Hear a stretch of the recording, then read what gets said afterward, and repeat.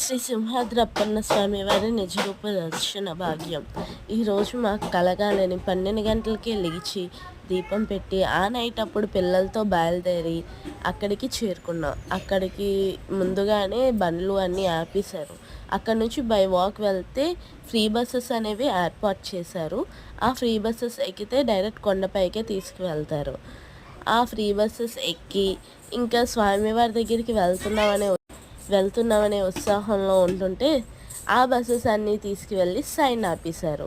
ఏమైంది అంటే పైన చాలామంది క్రౌడ్ ఎక్కువైంది.